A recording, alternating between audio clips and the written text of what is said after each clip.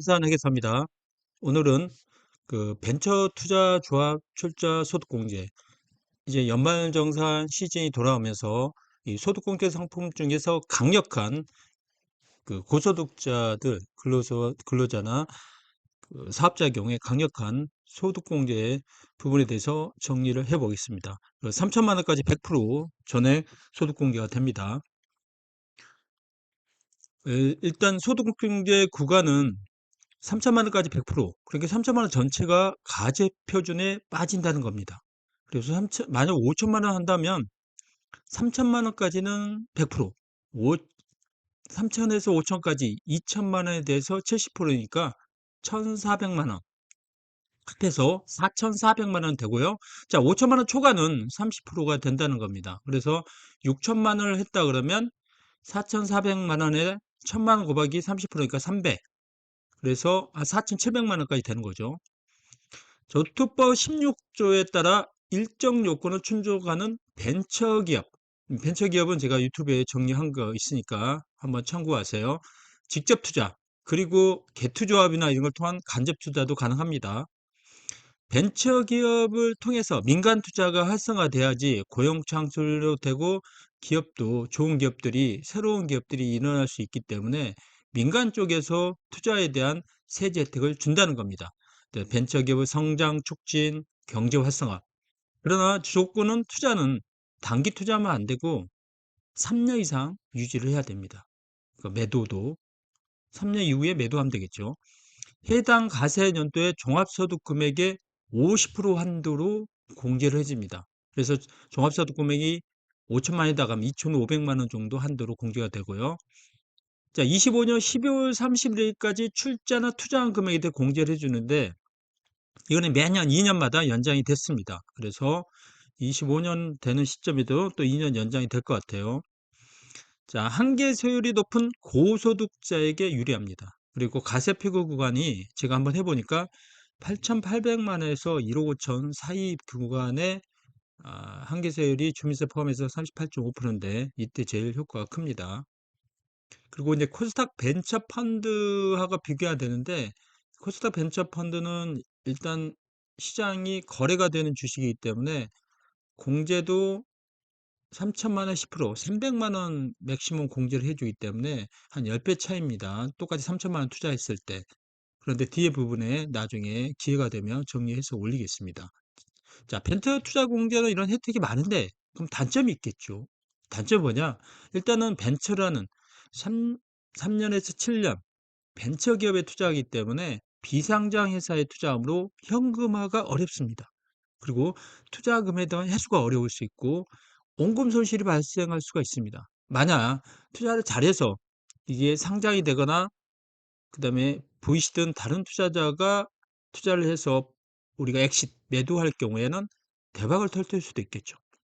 그리고 개인 투자 조합 그리고를 통해서 간접적으로 투자를 해도 소득 공제가 가능합니다.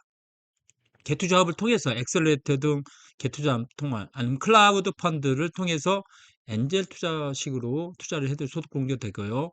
적격 엔젤의 경우는 개인적으로 투자를 해도 소득 공제가 됩니다. 주식이라는 것은 이게 투자를 해도 나중에 추가적인 투자거나 상장이 되지 않으면 이 투자에 대한 혜택이 없잖아요. 그래서 주식이 아닌 CB나 BW, 전환사채나 신주이수급의 사채를 투자해도 공제가 가능합니다. 최근에 이제 V펀드 같은 경우도 이런 형식은 소득공제형 채권입니다.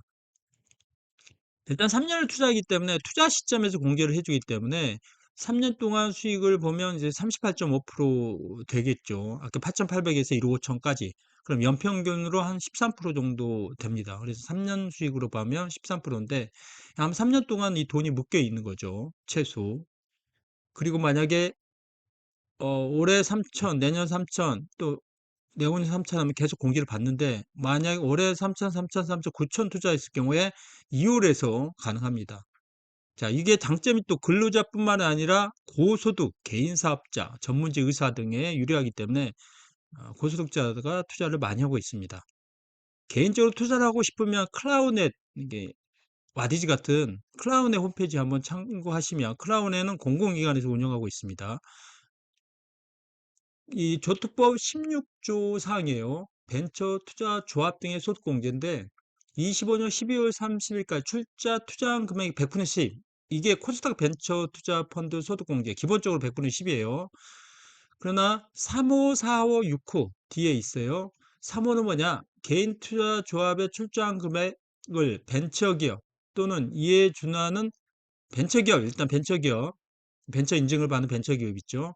창업 후 3년 이내 중소기업, 벤처가 아니어도 창업 후 3년 이내 중소기업, 이 경우에 투자를 하는 경우에 이 금액의 100%, 그다음 5천까지 70%, 5천 초과 30%를 종합소득금의 100분의 50 한도로 해준다는 거죠.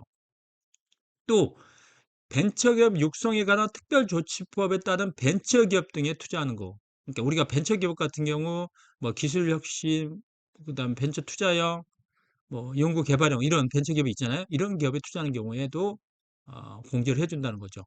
그 다음에 자본시장과 금융투자업에 관한 법률의 117조 10항에 온라인 소액 투자 중개업이죠. 이거는 창업 후 7년 이내입니다. 와디즈 같은 거 있어요. 클라우드 펀드. 그래서 조투법 16조는 벤처 투자 조합 출자된 소득 공제를 전체적으로 하는 거고 코스닥 벤처 펀드 같은 경우는 투자액의 10%, 300만 원 한도로 만약 개투조합이다. 그럼 3년 이내 중소기업 투자하거나 아니면 3년이 벤처기업에 투자하는 경우죠. 3년이 아닌 기업, 벤처기업. 온라인 소액 투자 중개 방식으로 하는 경우는 창업 후 7년 이내 벤처라는 것이 없어요. 자, 투자 시점에 공제가 되는데 3년 유지되고 주식 플러스 채권도 되기 때문에 채권은 CB나 BW 됩니다. 자, 8,800에서 1억 5천 사이가 제일 혜택이 커요. 왜냐면 1억 5천 3억까지 해봤자 한계세율이 41.8%이기 때문에 3% 차이가 안 나잖아요. 그런데 4,600, 지금 이제 5천이 됐죠. 가표가 23년부터 1,400, 5천이 있는데 5천에서 8,800까지가 26.4%지만 여기가 38.5% 구간이 크기 때문에 제가 보았을 때 벤처 투자 조합 소득 공제의 효과가 제일 좋은 거는 가표가 8,800에서 1억 5천까지예요. 그래서 이쪽에 있는 사람들 투자를 하면 주미세까지 38.5%고 복리로 11.5, 단리로 한 12.383% 정도 공제가 됩니다. 오늘 그 연말정산 때 하는 벤처 투자 조합 소득 공개 부분을 정리를 해봤고요. 다음에는 이 조특법 16조에 나온 코스닥 벤처 펀드에 대한 소득 공개 부분도 간단히 정리를 해보겠습니다.